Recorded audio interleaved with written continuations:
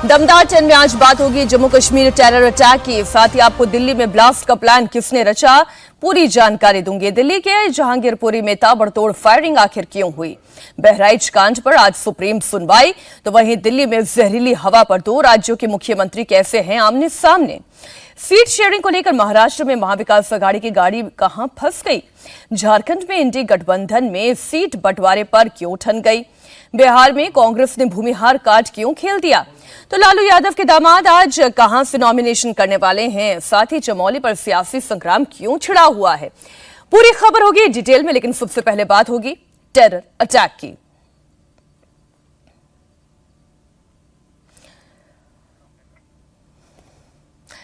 जम्मू कश्मीर में आतंकियों के कायराना हमले की बात सबसे पहले। जम्मू कश्मीर के गांदरबल में बड़ा टेरर अटैक हुआ है।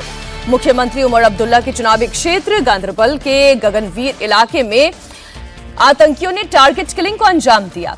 आतंकियों के निशाने पर केंद्र सरकार के प्रोजेक्ट पर काम करने वाले प्रवासी मजदूर थे, जिन पर खाना खाते वक्त अंधाधुंध फायरिंग की गई। इस हमले में डॉक्टर समेत 7 लोगों की जान चली गई है। आतंकी हमले में मरने वालों में ज्यादातर दूसरे राज्यों से आए हुए लोग ही थे। वहीं इस हमले में कुछ मजदूरों के भी घायल होने की खबर है। उन्हें श्रीनगर मेडिकल कॉलेज में रेफर कर दिया गया है।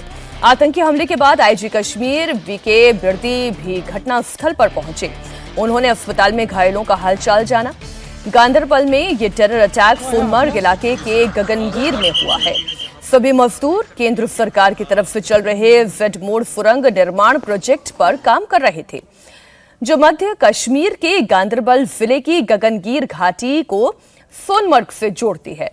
रात करीब 8:30 बजे का वक्त रहा होगा जब मजदूर काम करने के बाद खाना खाने के लिए अपने मेस में पहुंचे थे और इसी दौरान आतंकियों ने उनके ऊपर अंधाधुंध फायरिंग कर दी। हमला करने के बाद आतंकी मौके से फरार होने में कामयाब रहे। इस गोलीबारी में 2 गाड़ियां भी जलकर खाक हो गई हैं। जम्मू कश्मीर में हो रहा विकास आतंकियों को पच नहीं रहा है। आतंकी बाहर से वहां के डेवलपमेंट प्रोजेक्ट में काम करने वाले निहत्थे मजदूरों को निशाना बना रहे हैं। जम्मू कश्मीर अटैक में जिन 7 लोगों की जान गई है, उनमें से 4 बिहार के रहने वाले हैं, 1 शख्स पंजाब का है, 2 जम्मू कश्मीर के हैं। इस टेरर अटैक में जिन 7 बेगुनाहों ने अपनी जान गंवाई है, उनकी पहचान बड़गाम के रहने वाले डॉक्टर शाहनवाज अहमद, कठुआ के शशि अब्रोल और पंजाब के गुरमीत सिंह के तौर पर हुई है। इसके अलावा अनिल शुक्ला, फहीम नजीर, मोहम्मद हनीफ और कलीम हैं। ये सभी लोग बिहार के रहने वाले हैं। जम्मू कश्मीर के गांदरबल में आतंकियों के कायराना हमले में 7 लोगों की जान चली गई है। मरने वालों में एक स्थानीय डॉक्टर और टनल पर काम करने वाले 6 कर्मचारी शामिल हैं। मरने वालों में 5 लोग गैर स्थानीय हैं। इनमें 2 अधिकारी वर्ग और 3 श्रमिक वर्ग के हैं। हमले में डॉक्टर समेत कुल 7 लोगों की जान गई है। डॉक्टर की पहचान बड़गाम के शहनवाज अहमद के तौर पर हुई है। बाकी 6 मृतकों की पहचान पंजाब के गुरदासपुर के गुरमीत सिंह, बहर के रहने वाले अनिल कुमार शुक्ला और फहीम नजीर, कठुआ के ही रहने वाले शशि अब्रोल और बिहार के मोहम्मद हनीफ और कलीम के रूप में की गई है। जम्मू कश्मीर के गांदरबल में आतंकी हमला हुआ है। आतंकियों ने डॉक्टर्स पर अंधाधुंध फायरिंग की। एक डॉक्टर समेत 6 प्रवासी मजदूरों की गोली मारकर यह निर्मम हत्या है।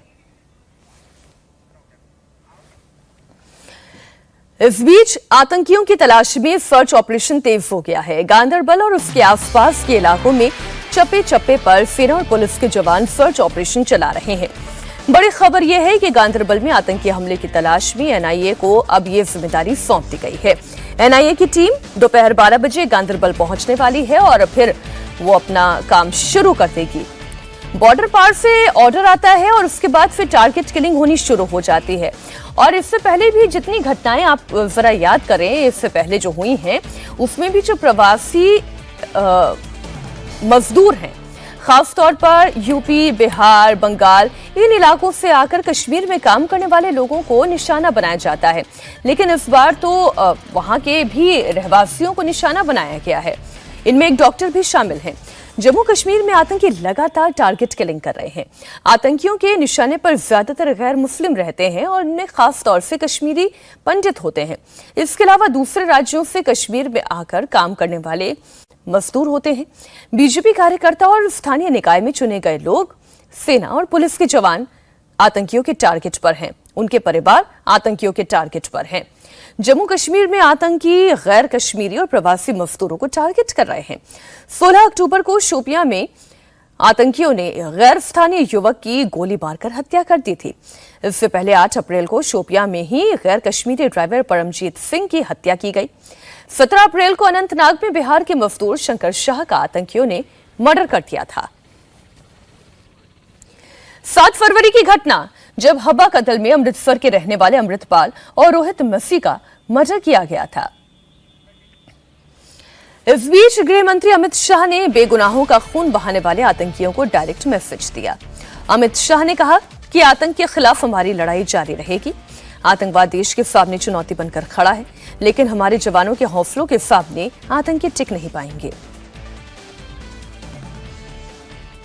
एक दशक के अंदर कश्मीर वामपंथी उग्रवाद और उत्तर पूर्व के ये तीनों क्षेत्र जो अशांति के लिए सालों से हमारे लिए चिंता का विषय बने थे, ये 10 साल में हमारे जवानों के कर्तव्य के चलते, हमारे जवानों के कर्तव्य परायणता के चलते आज हम उसमें करीब करीब संपूर्ण शांति प्रस्थापित करने में सफल हुए हैं।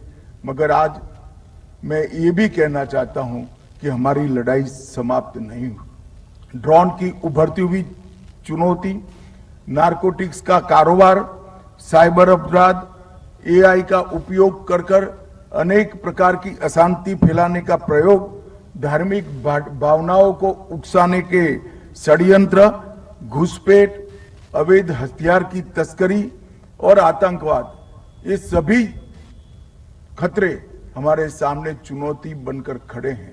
परंतु मैं आज यहां से देश की जनता को आश्वस्त करना चाहता हूं, खतरे और चुनौतियां कितनी भी बड़ी हो, हमारे जवानों के अड़िग प्रण के सामने वो टिक नहीं पाएगी।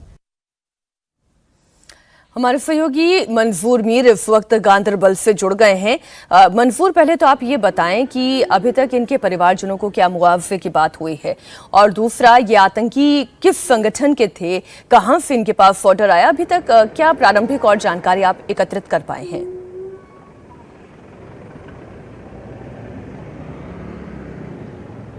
देखिए मीनाक्षी, 10 सालों के बाद गांदरबल में ये अब तक का सबसे बड़ा मिलिटेंट अटैक है, जिसमें 7 लोगों की अब तक जान चली गई है। 5 लोग अभी भी घायल हैं, जिनका इलाज श्रीनगर के सिकिम्स हॉस्पिटल में चल रहा है। और माना जा रहा है कि इस हमले के पीछे कोई लोकल मिलिटेंट नहीं है, बल्कि वेल ट्रेन मिलिटेंट्स है, जो शायद हाल ही में घुसपैठ करके घाटी में दाखिल हुए हैं। क्योंकि ये सोनमर्ग का जो इलाका है, गगनगीर, जहाँ से ये अंडर कंस्ट्रक्शन टनल का काम चल रहा है, ये जो पहाड़ियाँ इसकी है, ये बांडीपुर से जुड़ती है। और माना जा रहा है कि गुरेज सेक्टर से ये मिलिटेंट जो है घुसपैठ करने में सफल हुए हैं, और उसके बाद उन्होंने इस हमले को अंजाम दिया है। और इस हमले की जो प्लानिंग है, उससे ये साफ लगता है कि इसकी पूरी प्लानिंग की गई है, किस तरह से इस हमले को अंजाम देना है, वर्कर्स कहाँ पर बैठते हैं, टनल के पास में कौन सा मेस है, कहाँ पर इसको अंजाम दिया जा सकता है, और उसके बाद आसानी से फरार हो सकते हैं। तो ये पूरी प्लानिंग के साथ जो है इस मिलिटेंट हमले को अंजाम दिया है, जिसमें इतनी कैजुअलिटीज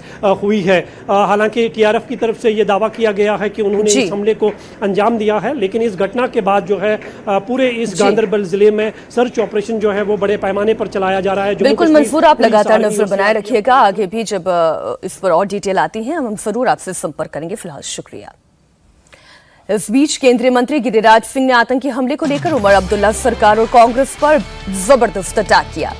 गिरिराज सिंह ने कहा कि अब जम्मू कश्मीर में आतंकियों को समर्थन देने वाली सरकार है, इसलिए अब आतंकियों के अंदर डर खत्म हो गया है। लेकिन राहुल गांधी से पूछता हूं और फारूक अब्दुल्ला से, जब आतंकवादियों के समर्थन देने वाली पार्टी की सरकार हो तो ये घटना होना स्वाभाविक है। इनकी जुबान तो खुलेगी नहीं, ये तो गाजा के लिए ट्वीट करेंगे, ये तो बांग्लादेश के हिंदुओं के लिए ट्वीट करते नहीं। उसी तरह से अभी हिंदू अगर मारा गया है और आतंकवादी हुआ है, सरकार तो अब उन्हीं की है, तो मुरसैया कोतवाल तो डर काहे को। एक गांव की कहावत है ये।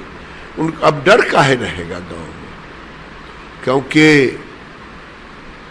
उमर अब्दुल्ला मुख्यमंत्री, राहुल गांधी संरक्षक, फारूक अब्दुल्ला डायरेक्टर अब पाकिस्तान से बात करेंगे। दुर्भाग्य है जिस कश्मीर को मोदी जी ने शांति लाया, रोजगार लाया, माहौल लाया, उसको फिर ये फारूक अब्दुल्ला और कांग्रेस की सरकार बिगाड़ेगी। गांदरबल टेरर अटैक को लेकर गृह मंत्री अमित शाह से लेकर एलजी मनोज सिन्हा तक का रिएक्शन सामने आया है। अमित शाह ने इस हमले की निंदा करने के साथ ही आतंकियों को अंजाम भुगतने की चेतावनी दी है। तो वहीं लेफ्टिनेंट गवर्नर मनोज सिन्हा ने कहा है कि आतंकवादियों के इस हमले की भारी कीमत चुकानी होगी, जबकि जम्मू कश्मीर के मुख्यमंत्री उमर अब्दुल्ला ने इस घटना की निंदा की। प्रियंका गांधी ने गांदरबल आतंकी हमले को मानवता के विरुद्ध अपराध बताया। गांदरबल में आतंकियों की कायराना हरकत को जैसे ही सामने लाया गया तो वहीं बारामूला में सुरक्षा बलों ने एक आतंकी को ढेर भी कर दिया। सेना, सीआरपीएफ और पुलिस के ज्वाइंट ऑपरेशन में एक आतंकी ढेर कर दिया गया है। आतंकी किसी बड़ी वारदात को अंजाम देने की कोशिश में था। आतंकी के पास से मिले हथियार इस बात के सबूत हैं। सुरक्षा बलों ने आतंकियों के पास से एक AK rifle, 2 AK magazine, 57 AK कारतूस, 2 पिस्टल और 3 पिस्टल की मैगजीन भी बरामद कर ली है। सुरक्षा बल ने पूरे इलाके को खाली करा दिया है और सर्च ऑपरेशन अब भी जारी है।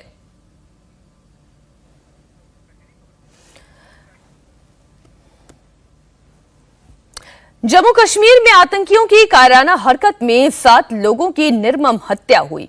तो वहीं राजधानी दिल्ली में भी बड़ी साजिश की जांच चल रही है। तस्वीरें इस वक्त आप देख रहे हैं रोहिणी से, जहां दिल्ली के रोहिणी इलाके में ब्लास्ट केस में दर्ज FIR में बड़ा खुलासा हुआ। जांच में अभी तक ये सामने आया है कि मौके से मिला सफेद पाउडर विस्फोटक ही था, लेकिन ये विस्फोटक किस तरह का था, इसकी जांच की जा रही है। धमाका इतना जोरदार था कि धमाके से सीआरपीएफ स्कूल की दीवार में बड़ा होल हो गया।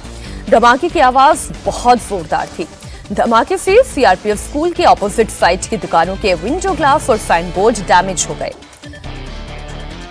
फिलहाल दिल्ली पुलिस PCR कॉल करने वाले शख्स से पूछताछ कर रही है। उसने बताया कि जब यह धमाका हुआ उस वक्त वो वहां सो रहा था, लेकिन धमाके की आवाज इतनी तेज थी कि वो जाग गया। दिल्ली धमाके पर इस वक्त एक और बड़ी खबर आपको दे दूं। दिल्ली पुलिस ने सोशल मीडिया ऐप टेलीग्राम को एक लेटर लिखा है। दिल्ली पुलिस ने Telegram channel justice league India के बारे में जानकारी मांगी है। आपको बता दें कि इसी टेलीग्राम चैनल में ब्लास्ट का वीडियो डालकर धमाके की जिम्मेदारी ली गई थी। हालांकि अभी टेलीग्राम की तरफ से दिल्ली पुलिस को कोई जवाब नहीं दिया गया। पुलिस की जांच में अभी तक किसी संगठन का नाम भी सामने नहीं आया है। दिल्ली ब्लास्ट केस में एक और बड़ी खबर आ रही है। पुलिस को सीसीटीवी की जांच के दौरान धमाके वाले स्पॉट पर सफेद रंग की टी-शर्ट पहना हुआ एक संदिग्ध नजर आया। संदिग्ध सीआरपीएफ स्कूल की दीवार के पास नजर आया। दिल्ली पुलिस के सूत्रों के मुताबिक विस्फोटक गड्ढा करके 1 फीट नीचे प्लांट किया गया था। लोगों की नजर से बचने के लिए गड्ढे को कूड़े के ढेर से ढका भी गया था। हमारे सहयोगी अभय पराशर लाइव जुड़ गए इस खबर पर। अभय, अभी तक की जांच में और क्या जानकारियां सामने आई हैं? देखिए मीनाक्षी, जांच से पहले इस वक्त मौके की ताजा तस्वीरें हम आपको दिखा दें। इस वक्त आप देखेंगे यहीं पर बॉम्ब ब्लास्ट हुआ था और यहां पर फिलहाल सीआरपीएफ की टीम पहुंची हुई है। सीआरपीएफ की टीम, ये नीचे वही गड्ढा है, आप देखेंगे यहां पर किस तरीके से बाउंड्री के अंदर कितना गहरा गड्ढा हुआ, किस तरीके का ये बॉम्ब ब्लास्ट था। क्योंकि ये जो दीवार है, बाउंड्री है मीनाक्षी, ये बाउंड्री सीआरपीएफ के स्कूल की है। यहां पर बाउंड्री के सबसे नीचे की तरफ ये जो आप गड्ढा देख रहे हैं, इसमें गड्ढा करके बॉम्ब को प्लांट किया गया था और ऊपर उसे कचरे से ढक दिया गया था। उसी को लेकर फिलहाल सीआरपीएफ की एक स्पेशल यूनिट जो है वो स्पॉट की जांच कर रही है कि कितना गहरा गड्ढा था, क्योंकि आप जिस तरीके की तस्वीरें देखेंगे इस तरीके से स्केल से कि मिट्टी जो है वो किस तरीके से दबाई गई थी, बम को कितने नीचे प्लांट किया गया था, उसको लेकर फिलहाल अभी इन्वेस्टिगेशन की जा रही है। सर अभी आप लोग क्या चीज चेक कर रहे हैं? यहाँ पर तमाम सीआरपीएफ के जो सीनियर ऑफिशियल्स हैं वो इस वक्त यहाँ पर मौजूद हैं और जो कुछ अधिकारी यहाँ पर मौजूद हैं। सर क्या जांच कर रहे हैं आप देख रहे हैं यहाँ पे हम क्या जांच कर रहे हैं?